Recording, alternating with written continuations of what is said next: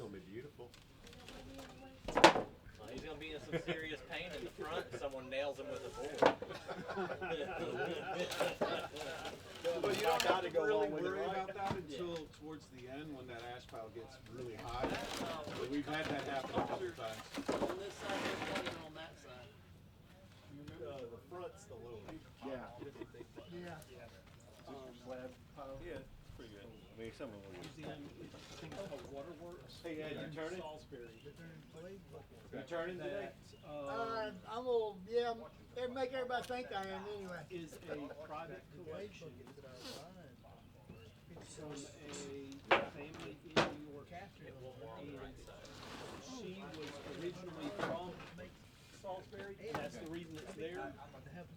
Yeah. But go check it out if it's. Okay. Yeah, I never made anything look big. I thought I had one, Nice I stick. measured The pot the lot that I made against one of Steve's 5-gallon jugs. And I thought, man, I got there right at 5 gallons. And after I fired it twice, I thought, Yeah. where there's a 2-gallon here, 2-gallon here, this was about a gallon and a half. He's at that Georgia show 2.5. today selling. Yeah.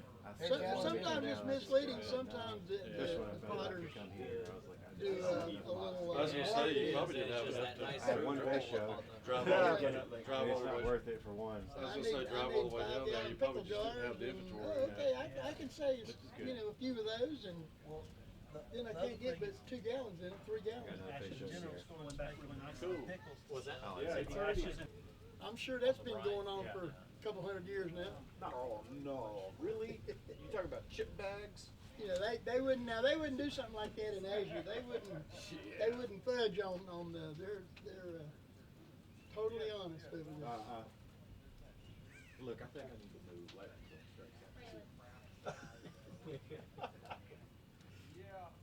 The clouds ain't out yet. So what is the best part, Jeff? That's the longest burning piece of wood I think I've Yeah. Everybody Prop brought it myself from up, home. man. Myself. Yeah. I've been like doing some, voodoo with it and stuff. Proper. Which is, Yeah, that's right. See no good wood here from Corwin. Where is Corwin? Hey Jeff, have you heard anything from Corwin lately? Thankfully, no. Yeah. I was almost thinking about not even asking about A day that I don't hear from Corwin is a good day. Yeah. Damn, man. The rest of y'all, you can call me every day. It's Yeah, a good just day. let 'em burn down. It'll burn down. Yeah. We can still start Man, inside. I can knock it over to the side. No. So, Yeah. I mean, that's the work shed or It's a lot utility different shed. than when it died. I would think that maybe I don't people care about walking. All It's just, Two a hole. to a hole. Yeah. Is that what I'm hearing? 2 per hole. or one like this. I One think goes to one the in the side. center, 2 on the side. Here, I'll put this one in here. Gotcha. Go ahead, man. Nice and gentle. And he Another one. Oh, yeah, I got you. No. But not as Okay. much as you are. I got it. figure out how many times that fire is killed. And literally, it's one room and there's probably 50 paintings. One other car parked out. Then they have another room where they have a photographer come through Salisbury in the 1920s to 40s. And he took pictures of Where do you draw the line?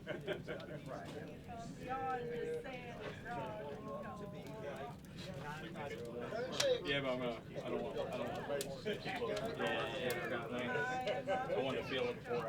Yeah, makes sense. the pictures. And so that's basically their artists, their artists, but it's free. I think it runs through the end of May or early June. Outside of the pot and make it exactly the shape they want. And it's Waterworks, yeah. And they also have a sure they throw it pretty downtown that is all pottery. Now you can get closer to the potters there that just How we looking, Kim? contribute work. Go get some more. The slip line is starting to roll. Okay, good.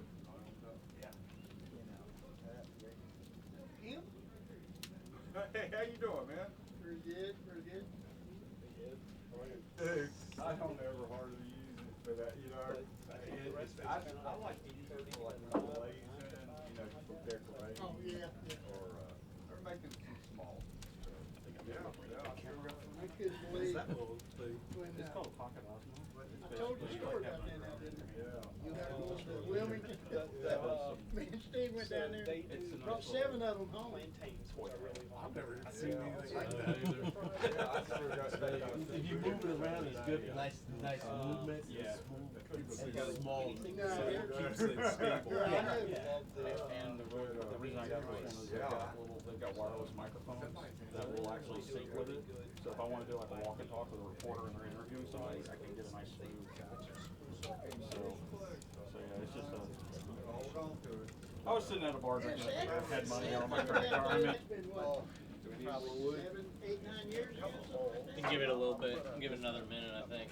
Give it a minute. Okay. Yeah. I got down there When you put wood in, are you going all 3 or just one side? Yeah, we usually hit it all 3 just to keep it. And then she Nice, told me, even. well, Yeah, she yeah. said the lady that works here part-time, she wanted one of them. Yeah, go ahead and shove them up. I told, there's a guy If you're gonna do down that at big guy, do that Seagrove one on that, the side. he was, something to do with, Pottery Center down there. I don't know what the title was or whatever. He bought one, he come and got it, and then I sold you the one. I think I delivered yours, didn't I? Yeah, I remember. So that's the So you got camper special that you're treatment working then? with. Yeah, I Airflow? remember getting it Okay. into the shop. Yeah, yeah. Fortunately, I had double doors. Right. But, and then I sold one to a guy up in Boone. I just put it on Facebook, and I kept one. Sunglasses, I charge extra. Like me for the astronaut? That's right.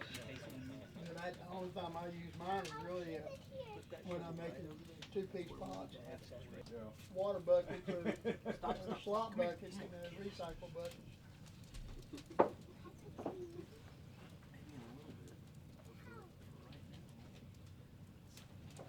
Where we at here anyway? Go ahead, hit it. Get the center. I'll get center if you got sign. Yep.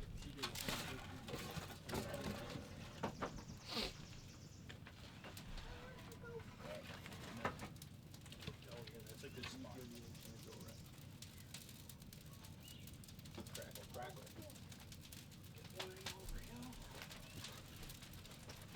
Things will start picking up. Let's see.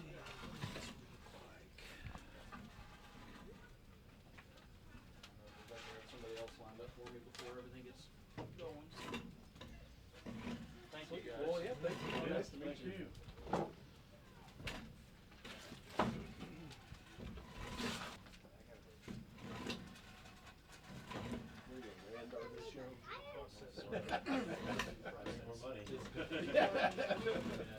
I got a great process. It's all about that angle. The student who was trying to like work in the style of Jackson Pollock firsthand, take Right. big slide board or pull board pulled out from the outside. And actually,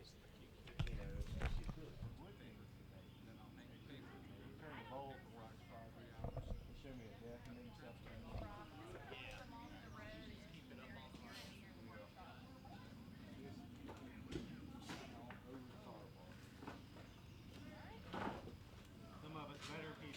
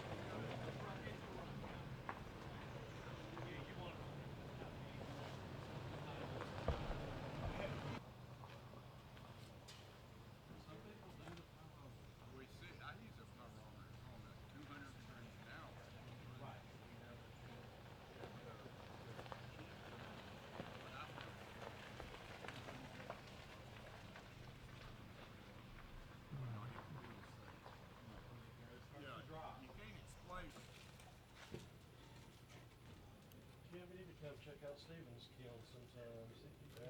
He's staying right down the road from the town this summer. He's got a nice wood kiln. Yeah, I know. I was just telling him, so, we inherited some property there in Grambling, which is just a stone's throw away. Yeah. Anyway, I'm spending usually like a week, a month or so down there. And I've done some to clay. And, you know, it was coarse, it would have needed to be screened or something. I was investing in this last clay I found, which I've yet to try yet. It's real peculiar because when you look at it from the surface, you go, you know, it's a whiter clay. Yeah. You know, it looks kind of real grainy. Right. But then when I start actually working it, the grains I'm thinking are sand are really. He starts shaking his head. But anyway, after he got, you know, he started getting into it, I'd go stand over on the edge. I'd stand on the edge of the hole. Yeah. And he'd swing the bucket over to me, so I could tip. Right, make sure it's all good. Yeah, That's you right. know, That's cool. the first time he did it, I went, whoa, and he shoot, and stopped right there. You know? Yeah, he really got into it though, man. What's crazy is that invention is still out there in that field where all that was dug out. Oh, really? Yeah, he was Yeah, it's kind of crazy. Oh, where y'all dug that clay in? over in Brother. Yeah, Yeah. Golden Valley. I've never been over there. I think, yeah. I mean, Well, so, but it wasn't a big. That was only like maybe 25 feet by 25 feet. yeah. It wasn't a And you big. said it was 9 feet of over, 8 or 9 feet Of overburden, but then there was 10 feet of clay. It's insane. It's insane. Yeah. We didn't even go. Oh, I know. We didn't even go like 10 feet down. Yeah. Maybe 18 inches, I think, was Yeah. the most we had. That's what we scraped. Yeah. I looked at Don's keel, but it's rough condition out there. Well, yeah, plus that was. It's all soft brick too, and And that was used brick. A lot of it was Yeah. used brick. He thought that brick down in Georgia, one of the potteries down there was shutting down.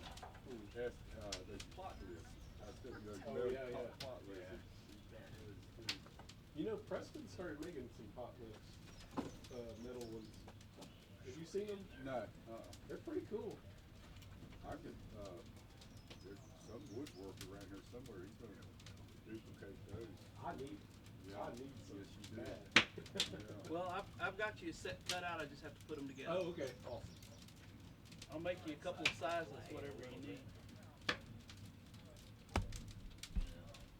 You know, it's the slab litter equivalent.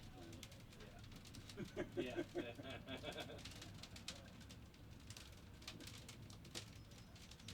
Just use bats, leave them on the Hey. bats. What's doing that? good. Say just use bats and leave them on the bats. Yeah. You can do that too. Yeah. That's what I have to do for big pots. I just always have to remember, I do like buggy jugs, and I forget to wire them before I set them off. I mean, yeah, before I leave them on the bat and I forget to wire them. I set the bat off on the side, get another bat, and I go back a couple days later. We'll get started. We're the first biggest 14-inch pot lid. So you can get them big ones off and let the bottom start drying. Some here. color now. That's big. Yeah.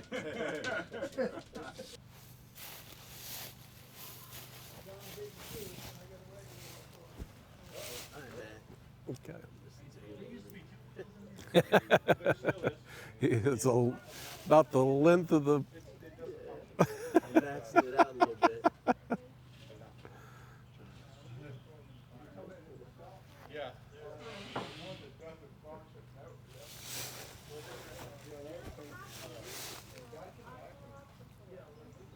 So tell me where we are and what we are going through here.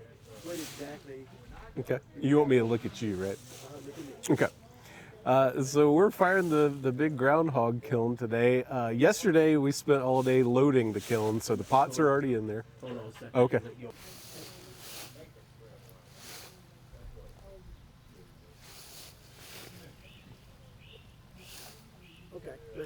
All right, so today we're out here firing the big groundhog kiln that Kim Ellington built back in the 1980s.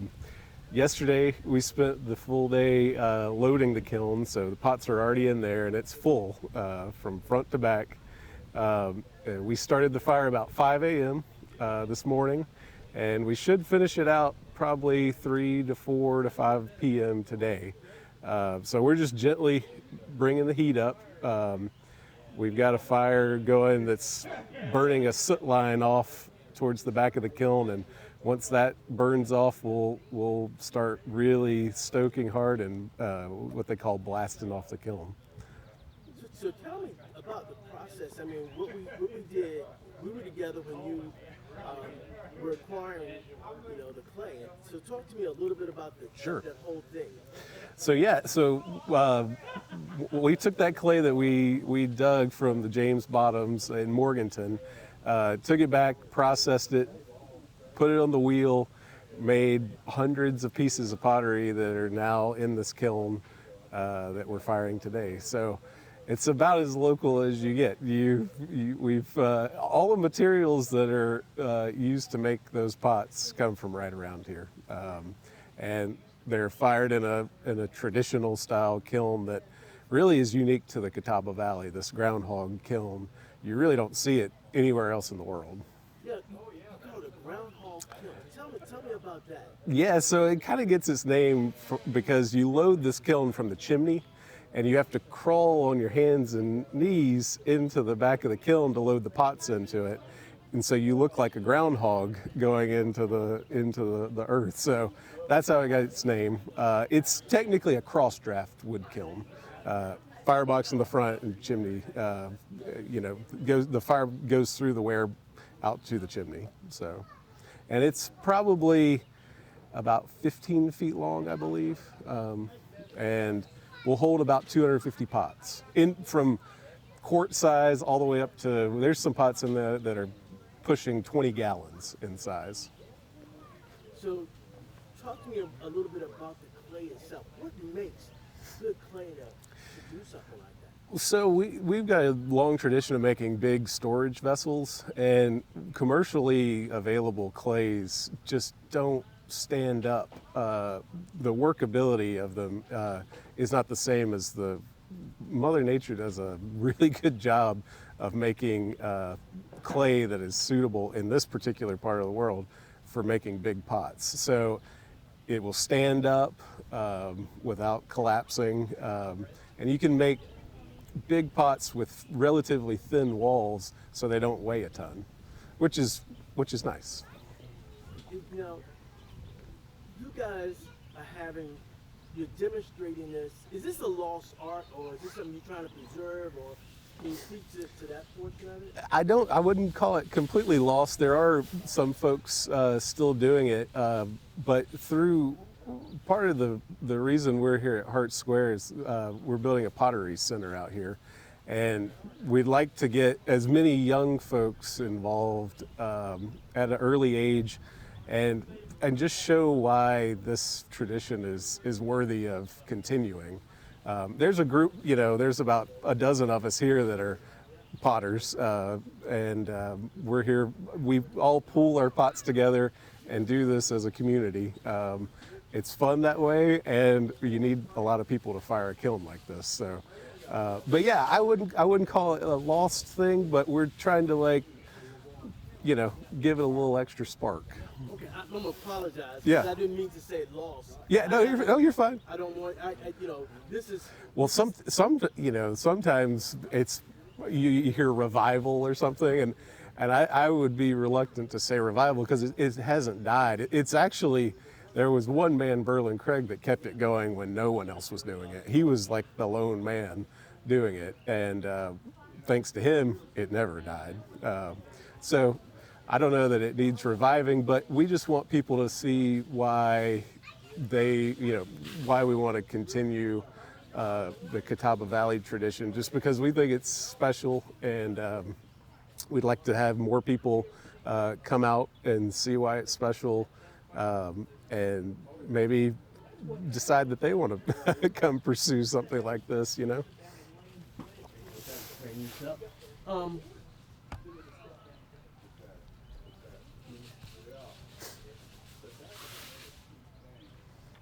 ask you this. What makes the Catawba, how is this so different from other areas of the state and or country that makes this so unique and special? Yeah, so when we say Catawba Valley, we're talking about the Catawba River Valley. And these clays are laid down roughly 15,000 years ago, sedimentary secondary clay. So in different parts of the state, you can have clays that are millions of years old. So this is just a particular type of clay that just so happens that you can fire it quickly in a wood kiln like this, and it won't blow up or crack or any number of things that can go wrong in the pottery making process. But yeah, this clay will withstand extreme temperatures and a quick rate of rise. So we fire this kiln in 12 hours from greenware, which is pretty fast in the ceramics world. So let me ask you this. Are there many more kilns like this around? There are a few around here, and at this point there probably are a few, other places in the world, but it's really unique to this particular region. And the origins of this kiln are a little bit, we don't know exactly where it came from, but there's some speculation that maybe French origin. But yeah, this particular groundhog kiln that we're firing today was built by Kim Ellington using the arch forms that were used for two kilns that were built here over 100 years ago. So it's sort of been, this design has been passed directly down through potters in the Catawba Valley for hundreds of years.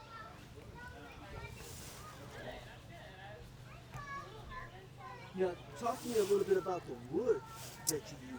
Sure, we're firing with pine slabs. They're cut to about 4 foot in length, and the pine really gives you a long flame. The heat goes through the kiln, because when we get to where we're going to start really trying to get temperature rise, we need that wood to burn up quickly so that we can continue to put more wood in there and get the temperature up as quick as we can. How important is it to have that particular wood as opposed to other wood? Yeah, I mean the pine has sort of been the gold standard as far as these type of kilns for a long time. It needs to be seasoned. That's really important. You can't just go cut down a tree and mill it up and put it in the kiln. It needs to be stacked and set up for at least 3 months. So there's a lot of pre-planning that goes into firing a kiln like that. And it should be cut and flat like that? Yeah, as opposed to a log? Yeah, the slabs are good because these stoke holes are kind of designed for those. They're wide, and those if we were to dump a bunch of cordwood in there, the air can't really get under it as well as these slabs are sort of laid in on an angle. The air coming through, underneath the firebox is going to ignite it and release its energy. What else do you want to tell me that I'm not asking you? Do you think I need to know?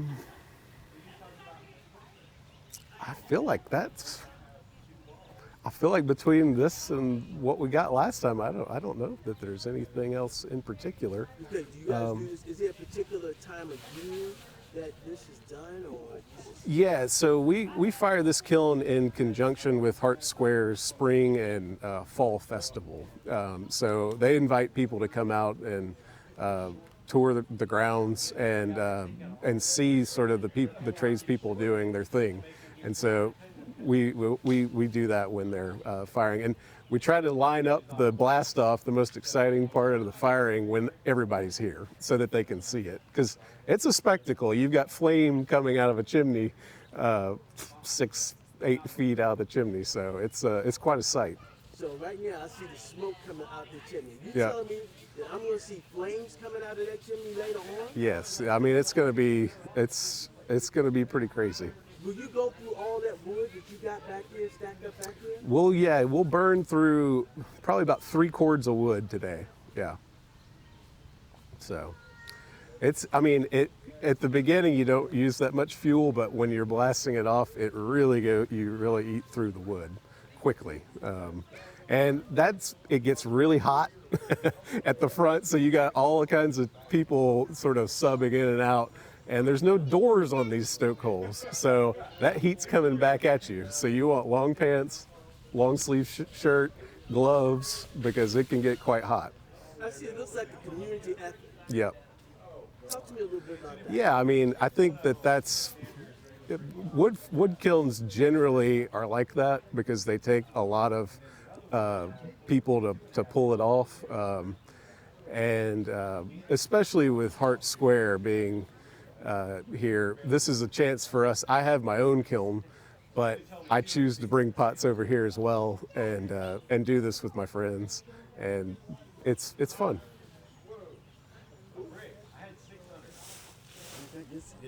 We good? You think? Yeah, I think. You had to cut them down. Yeah, I cut them. Well, I also use them in my grate. For editor's sake, I'm going to say you spell your name.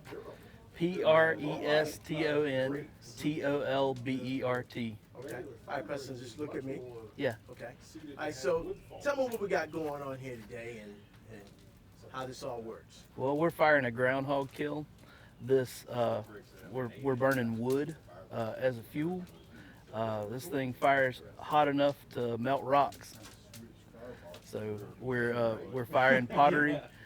Most of the ware in the kiln is made with clay that's been dug in this area, and then we turn pots out of the clay and fire the ware in this kiln. All right, so tell me, you helped a little bit on the construction of this kiln, or tell me how that played. So this kiln was originally built in the 80s, and it needed a little bit of repair. So we tore back about a third of the arch and built a new arch form and rebuilt the front of this kiln. So you said, how hot? Have you guys ever measured the temperature of how hot this thing can really get? We use a way to measure that this kiln gets up to about 2,500 degrees Fahrenheit. So, and how many pieces do you think can you actually get in here? I think we have about 220 right now. So it's full of pots right now, and when they get the temperature, it kind of ends with a fizzle. We'll just quit stoking wood and let the kiln cool off, and in a few days we'll unload. In a few days? Yes.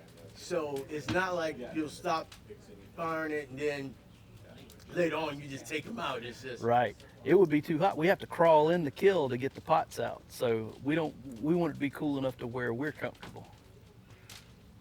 Okay. All right.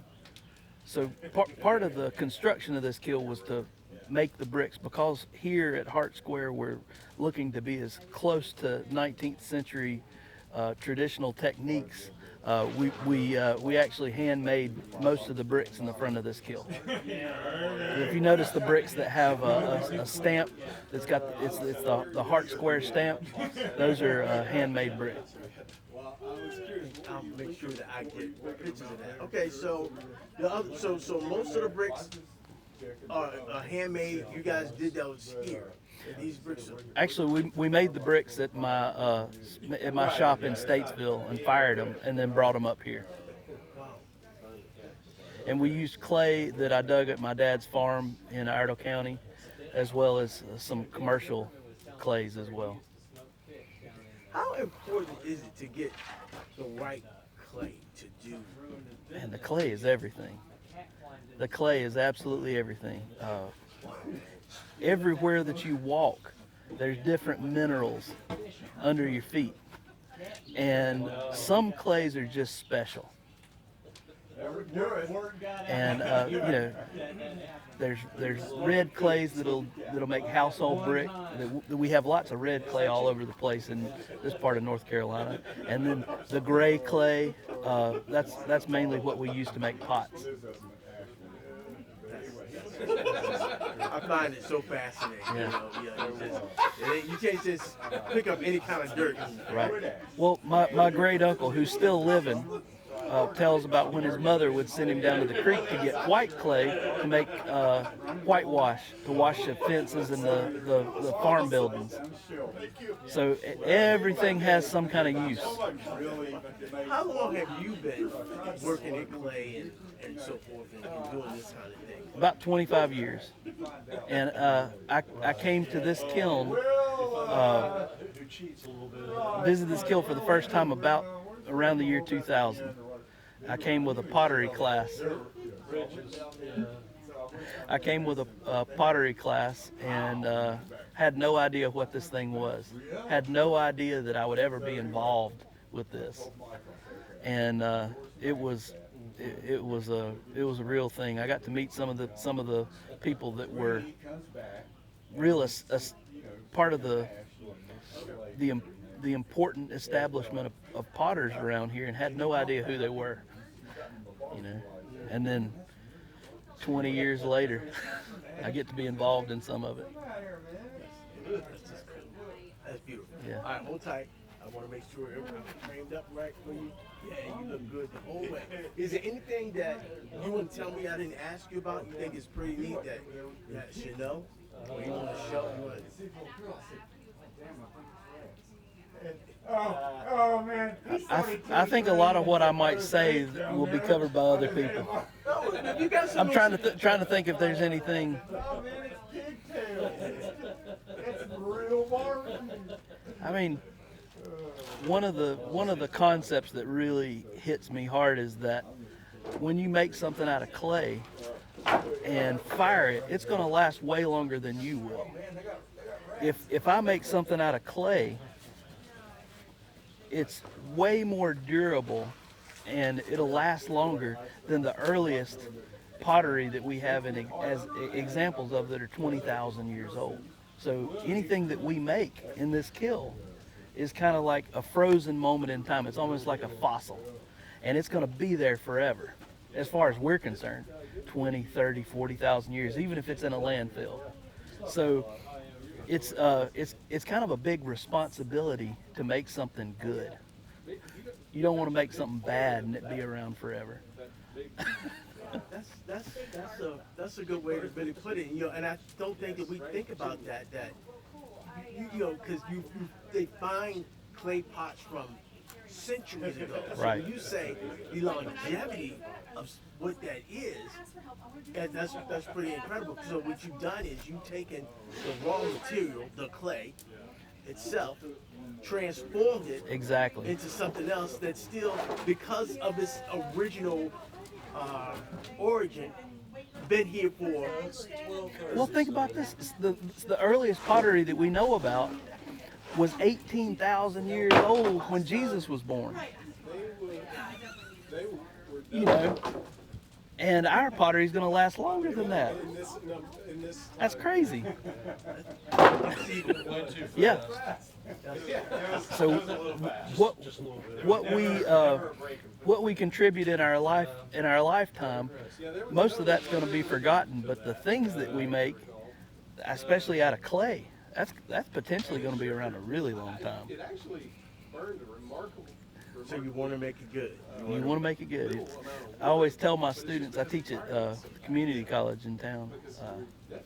I tell my students, when you sign the bottom of your pot, you got to think about who's going to flip that over and look at your name in 100 years, or in 400 years, or 500 years. So. That's cool. All right, that's great. Yeah. That's great. You're right. Where do you live? I live in the Raleigh-Durham area. Yeah? Yes, All sir. right. I'm sorry? I said good. I like it down there. Yeah, it's okay. I'm not originally from North Carolina, so. Yeah? Yeah. Where you from? I grew up in Virginia. Virginia. Yes, sir. All right. Are you from North Carolina? I grew up around here. I was born in Hickory and have been living around. I was in the Army, traveled around, moved here and there, Okay. but the pottery making sucked me in. Well, tell me about that. How long have you been working in pottery? I began in 1977, got out of the Army and went up to Haywood Community College. They had a pottery program, and that's where I started learning at. Okay. All right, let me do this. I'm gonna back up. I'm gonna get you to tell me your name and spell it for first and last name for my editors. Oh, okay. Yeah. All right. Kim, that's K-I-M, Ellington, E-L-L-I-N-G-T-O-N. Miss Ellington, so what drew you to pottery?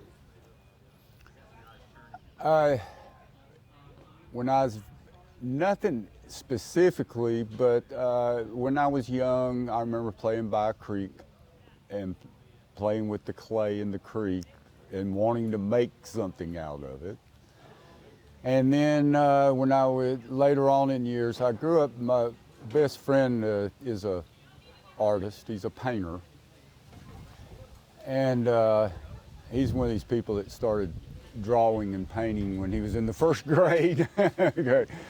But so anyway, he was my influencer as far as the art world and such.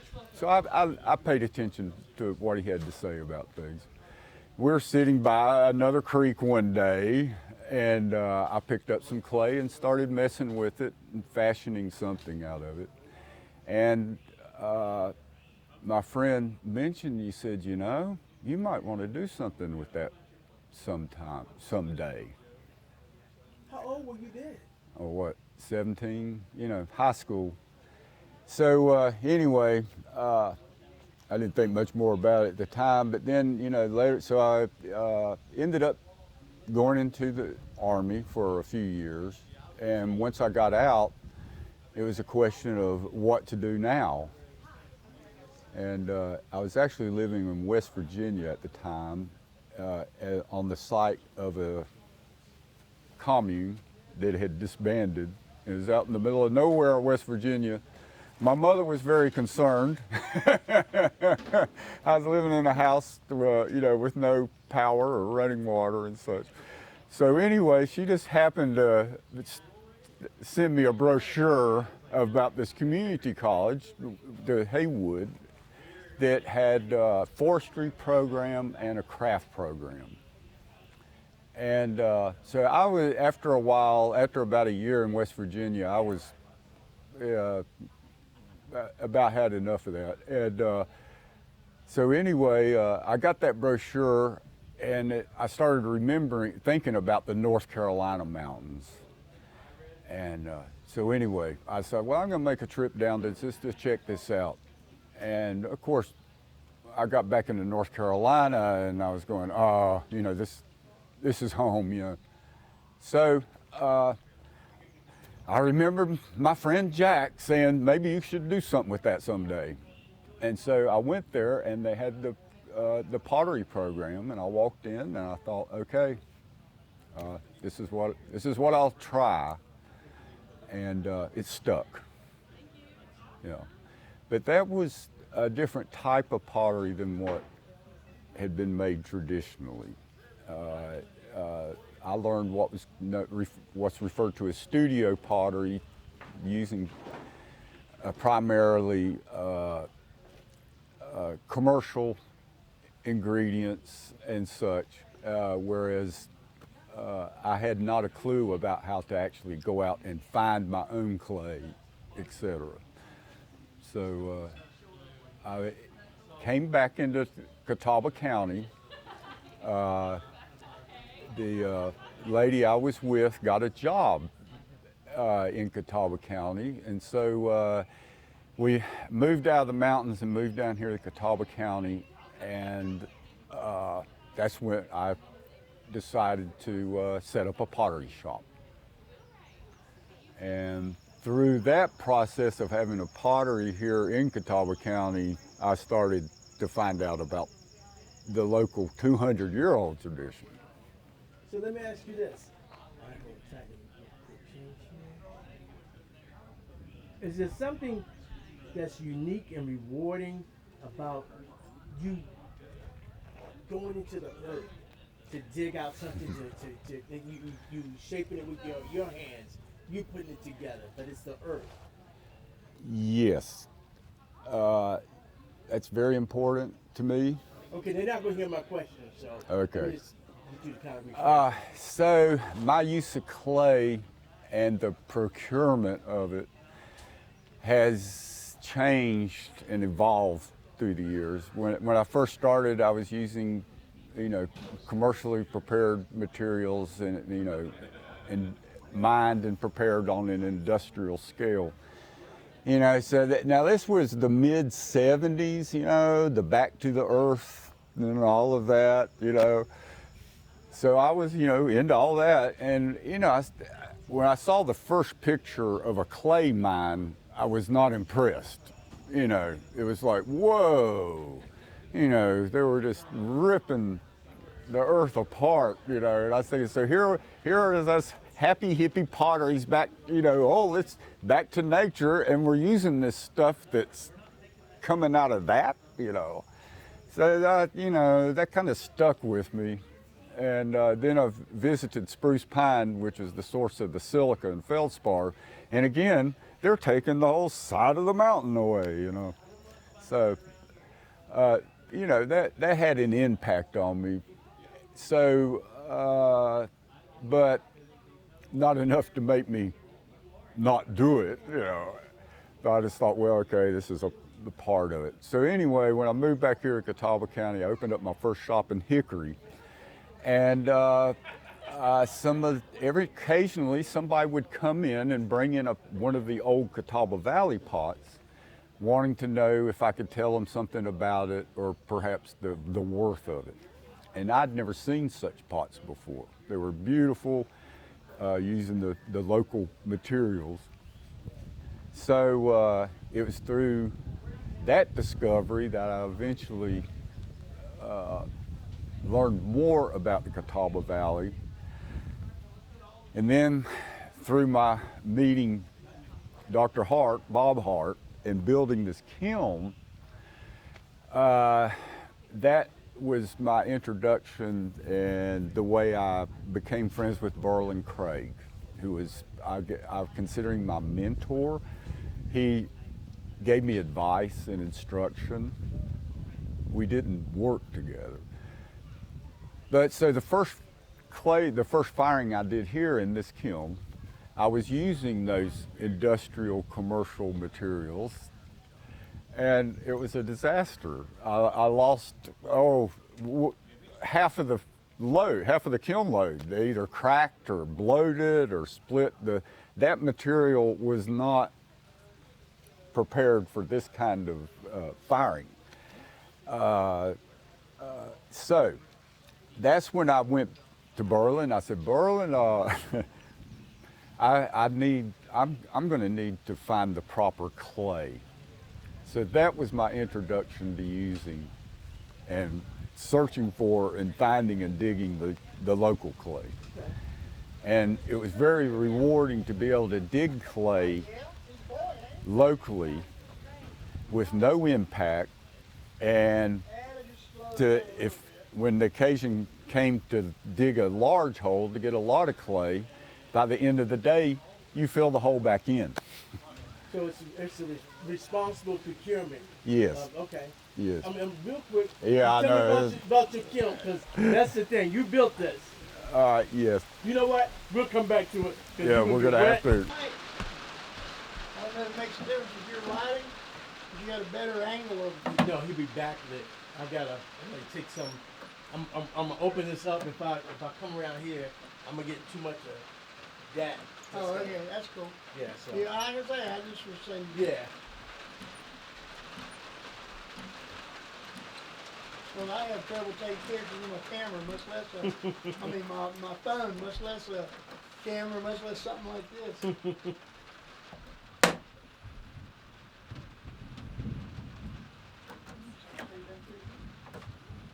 Where you stand right there?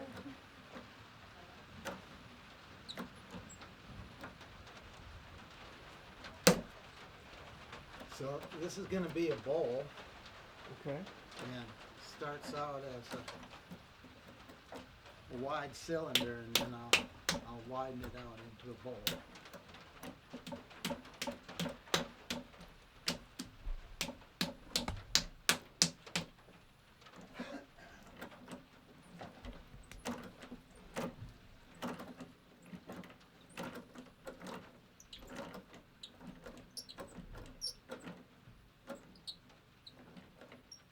You have your settings? Yeah, I'm good. Okay. Rock and roll. All right.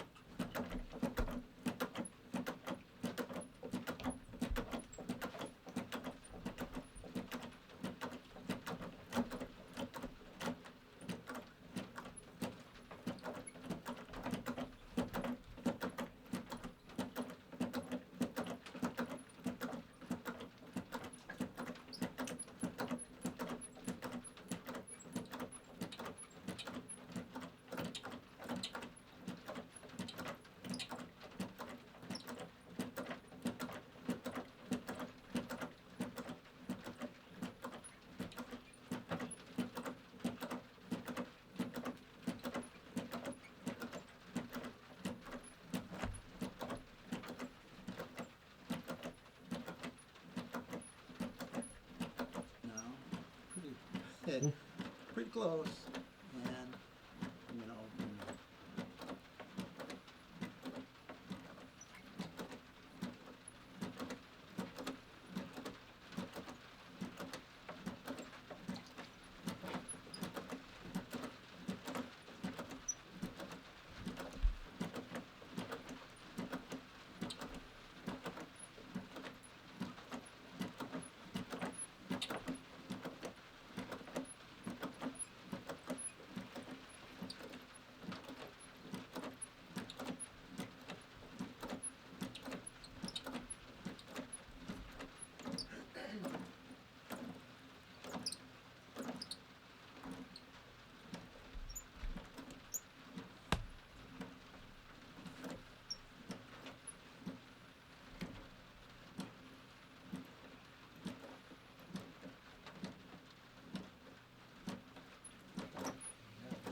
Smooth, and I'll bring up the walls.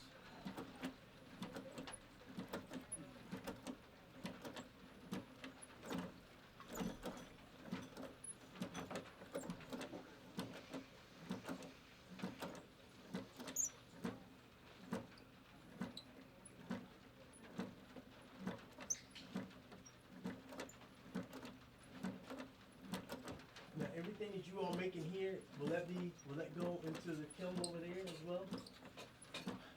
A lot of these pieces that are on these shelves didn't quite make it into this firing because there were so many pieces.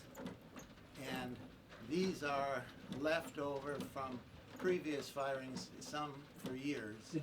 Were they fired in that kiln over there? These, they will be fired Okay. eventually. Okay. Yeah. Most of these over here were originally made to fire in that kiln. Some of them had actually been through it and for whatever reason didn't, like two of them were broken. Some of them were underfired, some were overfired.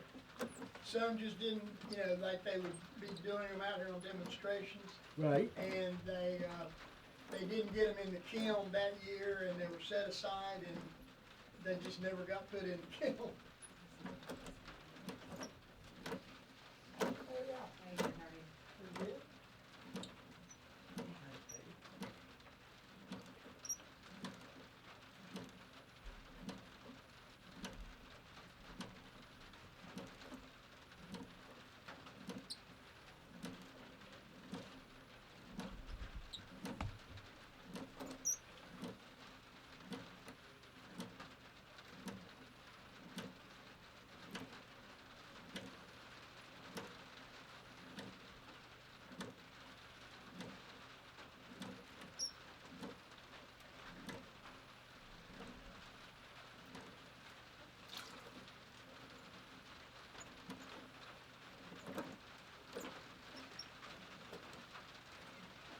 patience and artistry just always amazes me in doing this. It's a practice, something, you know, the old story, practice makes perfect. And, you know, in pottery, practice doesn't make perfect, but it makes usable and better. That's cool. You know, I tell people that if you want perfect, go to Belts. If you want really good, go to Walmart or, you know, something like that.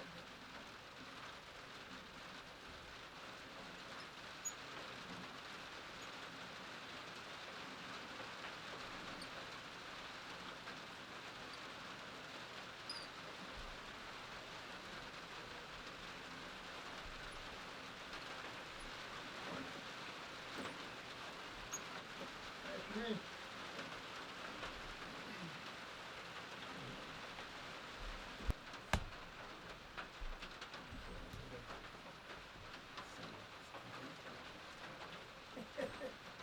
Might have to get back on it, John Kick. Oh, I got it.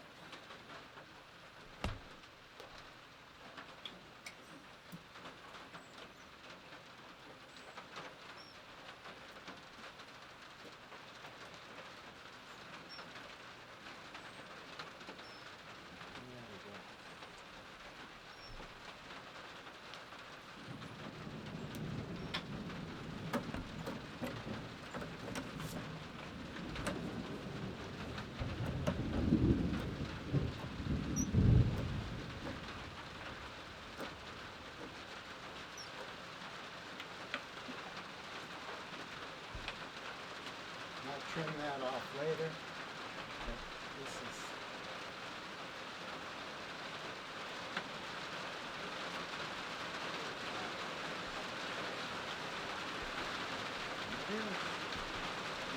Come on in and out of the rain, Joe. That's great. Plus, you messed one up, didn't you? Yeah. Could start over on that. First one. Swing around a Oh, little bit. yeah, and I'm gonna get out of you guys' way. I just want to get a couple of shots while I'm in here.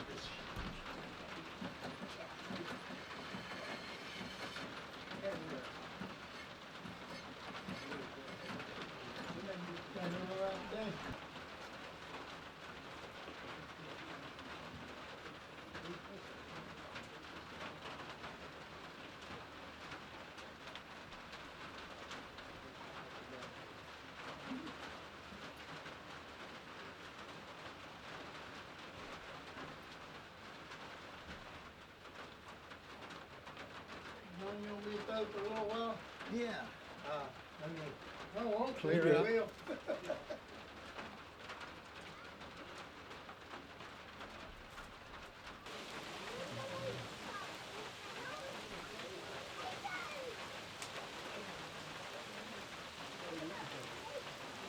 Think this is gonna be with us for a while?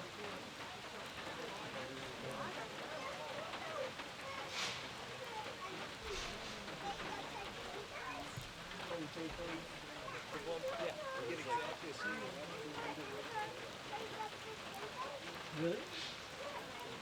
Okay. Oh, yeah, okay. You get there in there, right? Yeah. Okay. After the rain stops. After the rain stops? They're probably gonna be pretty good. Yeah.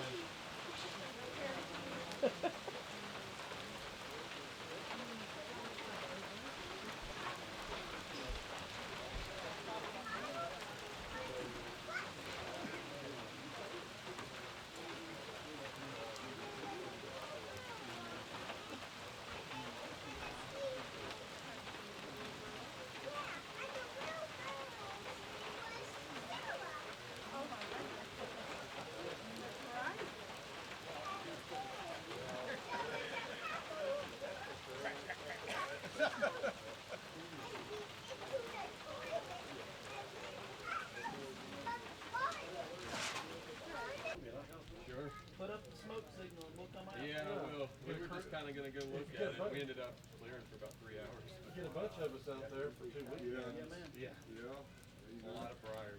Get a bunch of us. And, you know, we'll That'd be great. We'll get it down for you. Yeah, that'd be awesome. That's it, man. I think it's over there. Goodness knows. They kept saying put wood in here. Well, if you squat down, you can actually see the pots all the way to the back. Sir, if you get back over here where you were, squat down, you can see the pottery in there. That's what we're firing. Yeah, the firewall is gone. Okay. Yeah. The walls, they're on the side. Yeah, no, it's not that. No, it's repairable. You know, you got all the caulking and stuff. But like I say, as far as I can tell, that's not. They're just heating it up. And so later, how hot does it have to get? We'll get it to like 24, 25 minutes. That's what we're not cooking them enough.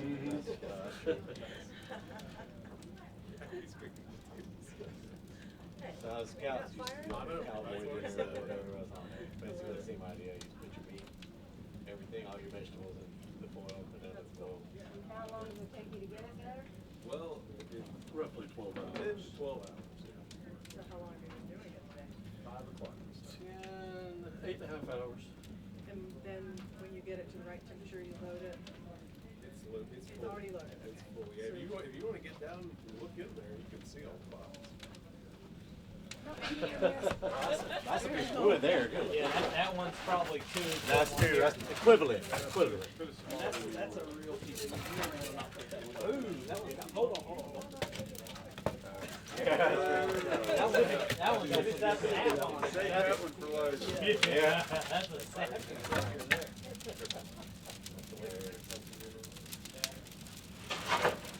Mine your way? No.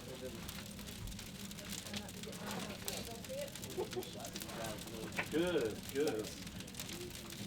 It's starting to heat up. Mm-hmm. It is. You feel it, don't you? Yeah, I didn't even measure that.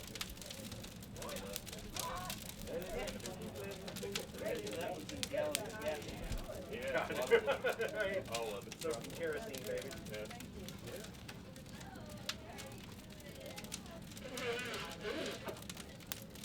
5 gallons of kerosene, picking up your car. Yeah, it happens. Well, hey, y'all, good to see you again. You want to go see the I know, I didn't hear Come on up. You can see it's fire hot. Yeah, it's a good engineer. I like that. I'd broken him out in the water. This one need another, this one looks a little lacking. Yeah, put that small one in there to kind of even it out. Yeah. Gloves are brand new. Yeah. They're not crusty with the fingers yet. Well, that's what I was saying. Dude, you fire like marks and that. These things melt. They like start contracting. Yeah. That's because of side stoking. That's like Here. That's hard. You gotta stay back, darling. So let's see. Here. Come here. I was out at Joseph Sands the other day, helping Joseph fire, and I was on the side, and one time I had some new gloves. The granddaddy is more of a little more current, I would think, you know. But yes, and it's in this area they've been making face jugs and face pots probably since the late. Use it to make pots out of, and that's pretty much this area has been doing it that way since production of the kilns they used in these areas here since then 1900s. And in fact this kiln here, see that big board, it's like a crescent shaped moon up there, that is actually the boards they use to build the arch. It's a little over 3 feet, maybe 40 inches, 42 inches. But to load this kiln, out here you have to go in to the chimney, crawl in there on your hands and knees and have somebody hand you the pots one at a time. And this particular load here, there's over 200 pots in that load. So somebody's gonna have to be feeding that kiln 24/7. Don't move back off. I'm gonna stay Oh, with I'm you. sorry. I'm Yeah. sorry. So, you built this, is this, or you and Mr. Hart built this? Yes. Tell me about the design of this, and this is a groundhog? Yes. So this is what's called a groundhog kiln. And so I suppose it has its name derived from the fact that it has a very low arch on it. And to load the kiln, you load it through a door, a very small door, and you crawl in and out of the kiln like a groundhog, I suppose. But it is a specific design of kiln that's specific to the southeastern United States. And there was the major potteries of the 19th century were in the Edgefield district of South Carolina, the Catawba Valley here in North Carolina, and then you had the eastern or middle of the state, Alamance, Rowan County, down where in Moore County, where Seagrove is. So you had the three different regions. What makes the Catawba Valley kiln unique is that it is unique. It is a different design than what the other groundhog kilns are. They're all low to the ground. However, the Catawba Valley kiln has the characteristic of, as you see on the kiln here, there's really no chimney. And also the firebox where you place the wood is actually in the ground, a pit in the ground. And the air comes in underground, combusts the wood, and then it's a cross draft kiln, and then it goes to the chimney and exits. So that's a very unique design. It's really the only one that exists in this country. There was groundhog kilns in Georgia, South Carolina, down in Mississippi, Alabama, spreading on over into Texas. However, they all had a different design. Wow. So this is the only one like it in the country? Well, of that design. Now, there's still some of the kilns around here. They aren't in use anymore. But yeah, it's specific to this area.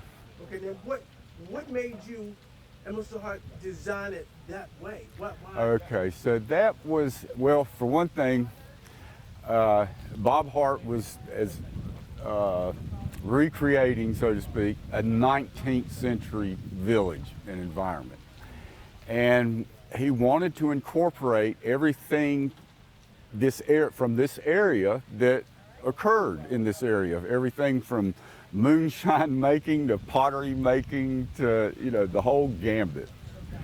And so as he was into creating his village there, this would have been 1985, I suppose, he came to realize that he needed to include the pottery segment, and he wanted a groundhog kiln. So by happenstance, he happened to stop by my shop in Hickory one day and asked me about building him a kiln, and I agreed to do it because by that time I'd become friends with Berlin Craig, who was still using the old style groundhog kiln. And he wanted one just like Berlin's, And so I told Berlin I was going to be helping build this kiln, and I could really, I could use some advice and such. And he informed me, well, I've never built a kiln. And I said, well, this one you're using. Well, he had bought that kiln in 1930 after he got out of the military. It was already there. So anyway, that was interesting. But fortunately, he still had the original arch forms that had been passed down for at least 100 years through the community. So he had the standard arch form, and we were able to use his kiln, as a model. And so that's how this design, we copied Berlin's kiln. Of course, they've used the same design kiln here to the present day since around very early 19th century, 1820s, something like that. That's incredible. Okay, all right. Were there any unique challenges that you had when you guys built this? Oh, yes. Tell me about that. Well, one of the challenges was to have the proper buttressing, and we had a buttress failure which in other words, that we had the arch almost completed, and we didn't really have a proper buttressing system up, and so the arch collapsed. And we had to go back and rebuild it, but we were able to we didn't have enough substantial buttressing for it. A unique characteristic of the Catawba Valley kiln is that you don't have side walls. The arch pretty much comes out of the ground, so you don't have the side walls and then arch, it's just arch. Well, one thing about this kiln when we built it was one thing that Berlin mentioned was that, hey, you know, it might be nice to maybe raise the arch up a little bit, you know, so you could put like, you know, that size pots all the way down through there, you know. Well, that's a good idea. However, once you start raising that arch up, you better have some proper buttressing behind it. So, but anyway, other than that, it was just a lot of just work, you know. So you had some trial and error in it, in Yes. the building of it. Yeah. You know, I was talking to Rebecca, and it's interesting because it's the science that goes into this as well, right? Oh yes, yeah, and yes. Fortunately, we had the arch forms that had already been used, because that is the crucial component, is to get that proper arch, and you know, of course, that, you know, that's geometry and such, and so we're very fortunate to have they already have the arch forms figured out, and we know it worked, and it's been working for the past 100 years, you know, but yeah. You know, it's the interesting thing that, you know, about making pottery is, yeah, it's a lot of, you know, tacit, hands-on, you know, kind of thing, but there is a lot of technical aspects to every single bit of it. You know, oh, you go dig some clay. Well, what kind of clay? What temperature is it going to fire at? How much plasticity does it have, et cetera, et cetera. Yeah. That's very interesting, because it's not so simple as to go dig some clay. You got to know the type of clay and what are the components in the clay. Exactly. And the temperature and the heat. And not only that, how to build the structure that you're going to. Exactly. And what wood to use is. And then it comes, and also if you're going to be using glaze, that's a whole nother ball game. Is the what kind of glaze are you going to use, what temperatures, etc.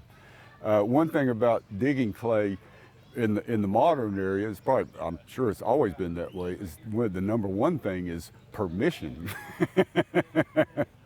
You don't want to go digging holes on people's property, and so anyway, I've been very conscious of that. See, you were talking earlier about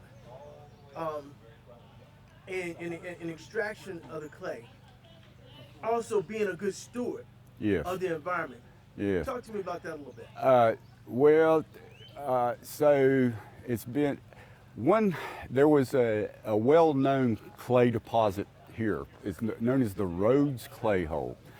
And that was the main source of the clay for, I don't know, all the way through the 19th century. There were still other, you know, other areas, but that was the really best stuff, you know, was this Rhodes clay.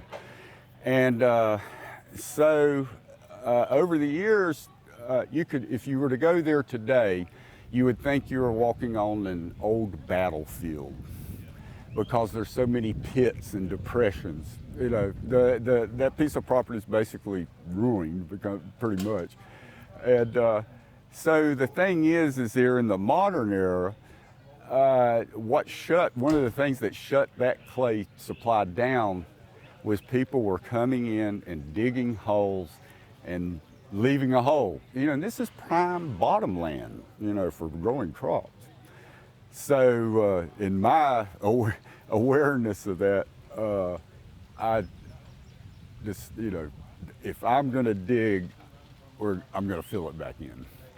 And that way it gives a good reputation for the potters, because one potter can mess it up for everybody. The word get, oh, he left a mess over at my place. So anyway, and that's what people are pretty well, you know, adopting now, is being much more conscious of it. But my relationship to the clay is growing and growing, and I'm becoming much more aware. I really don't know how to describe it. I'm much more aware of our Mother Earth and what she provides, and how, if you are going to be using this that she's providing you, how are you going to interpret it? How are you going to use it? What are you going to do with it? How's it going to be expressed? For many, all of my career, you know, I tell the clay what to do, you know? Well, I've been recently becoming exposed to the Native American pottery, of which I've always been aware of, but I've been meeting Native American potters and such. And I'm starting to get a different relationship with the clay. I heard a potter recently say when she went to get her clay and her mother told her, said, she was wondering, well, what am I going to make? And her mother told her, let the clay tell you what to make. That's a different concept from what I'd been coming from. I was the boss. It's like, wait a minute, maybe listen, maybe this clay wants to be made thin, maybe it wants to be made thick, maybe it wants to be made, you know? So it's this kind of, when I went and dug my first clay, you know, I went and procured my first clay. See, for years, 5 years before that, I've been buying clay, came in a plastic bag, you know. I went and dug that clay and brought it back to my shop and fashioned a pot out of it. Totally different experience. Totally different experience. And in a way, I compare it to, okay, you've got hothouse tomatoes and you've got homegrown tomatoes. I was dealing with the homegrown. Yeah, there might be a little flaw here or there, but the difference is obvious. Yeah. So my relationship with the clay is still growing. That's great. That right there says you said something so unique. I'd never heard that term before. Your relationship with the clay. Yeah. So it's your relationship with the earth. Yes, yes. And that spreads out to everything. All right. Is there anything else you want to share with me? Or? No, not in particular, other than I'm just very honored to still be a part of all this. And hopefully with these people coming in now, it's going to keep going. Well, I saw a young man who said he was taking notes, learning from you how to keep it going. So that's a great thing. Yeah, I complimented him. I said, oh, you're paying attention. That's all right. That's all right. Yeah. All right. I appreciate it so much. Thank you. Thank yeah. you for Nice allowing meeting me you. to, take your time and come out here and observe and, learn and learn a little bit myself. This is quite fascinating. Well, I'm glad you enjoyed it. I'm sure you enjoyed it. I definitely enjoyed it. I'm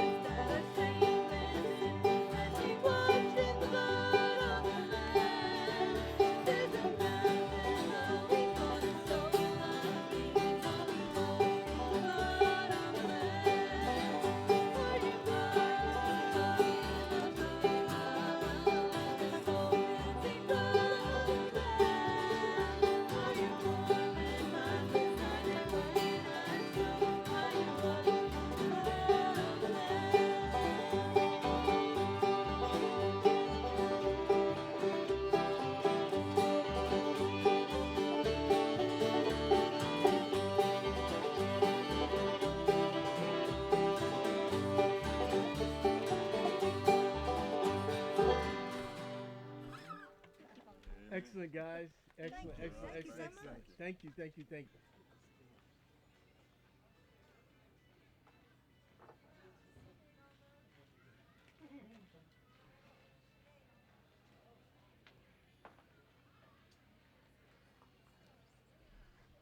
Would you like to make a Mother's Day card? No, you guys go ahead on. Appreciate it.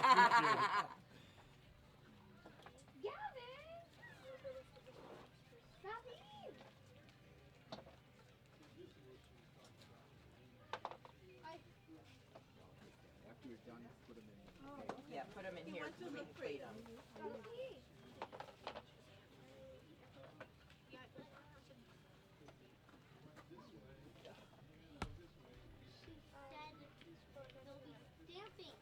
You want to make a card?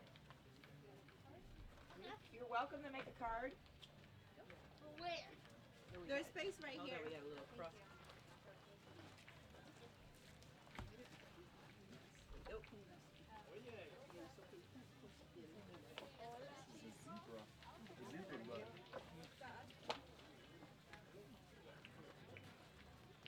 There you go. So what you're going to do is you're going to use the little daubers, and you're going to daub your ink on the stamps.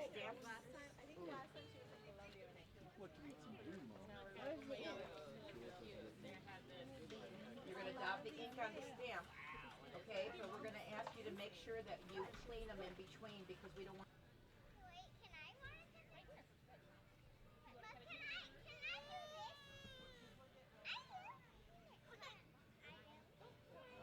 Let her do it, Judith, because there you go. Yay, good job. That's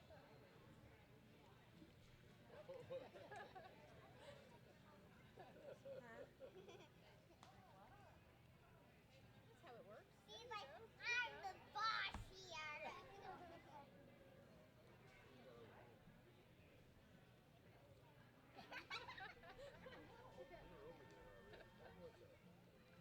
That's funny. Want to try carrot?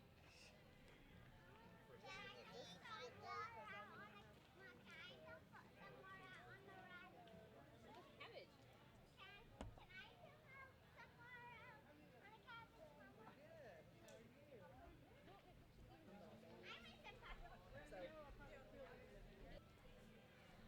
There you go. Yeah, I've got, That's good, Amy. the metal things kind of like this. Judith, you see this nasturtium? Oh, yeah. Ours right here. You water whatever you want. Go ahead, water whatever you want. Every cabbage gets water. Even every carrot gets water. Are you the water fairy for the cabbage? Yeah, you're great. It's sort of like a purple color, and those are all different colors that you can do when you read. You can touch those too. We can't come look at That's different type of yarn. My classmates all have them. blue jeans. I don't know why people don't. There are some dresses that aren't. Well, as an overall.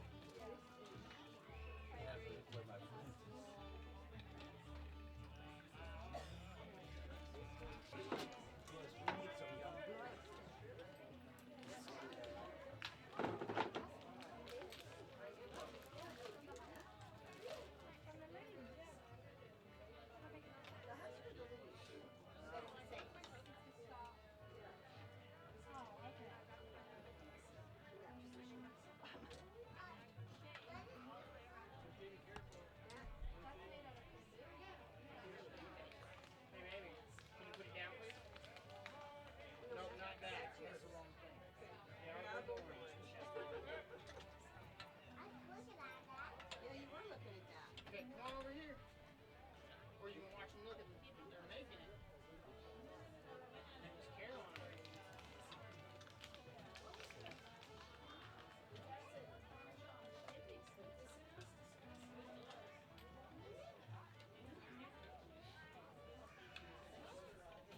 Well, they took it back to New Mexico when we were living out there. They got it somewhere in the south. And it would have probably been as big as this whole porch right here. Oh, that's probably a 60-inch, yeah. more like a production room.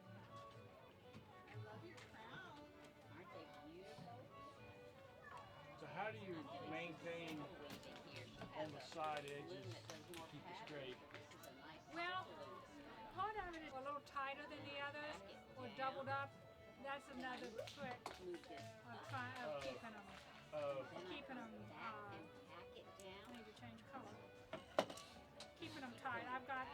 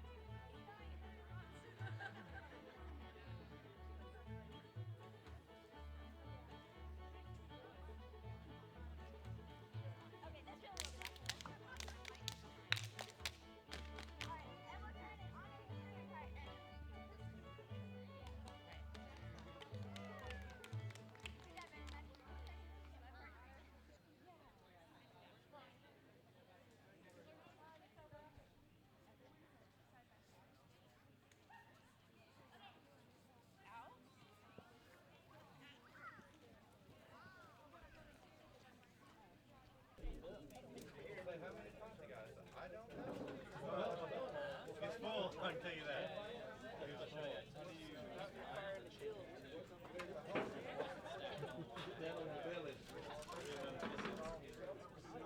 You're literally army crawl.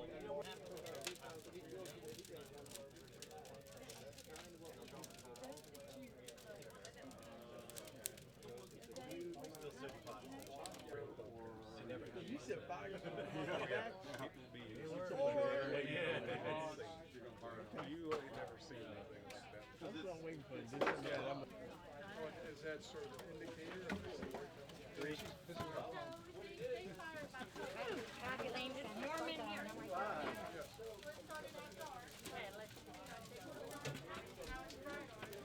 They got a fire. It's gonna be a lot of flame right now. In just a few minutes, it'll die down a little bit. You can see in. Yeah. Just right now, the fresh fire. You got it? You almost made it. You got it real quick. Your eyes got big too.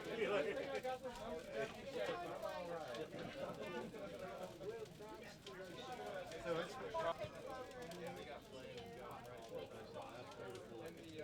what we want.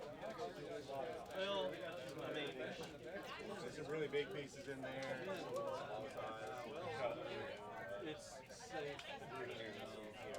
15, 20, 30 gallon pots in there. Well, they're not throwing tons of wood in there. No.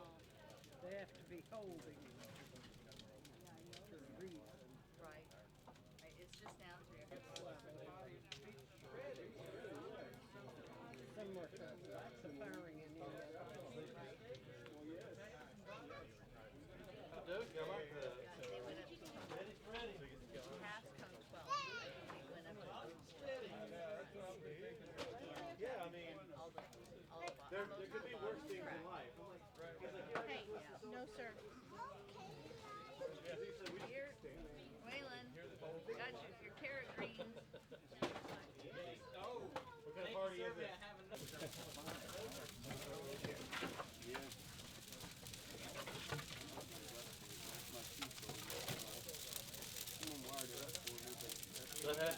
That happened to me. Steve, Yeah, it's epoxy.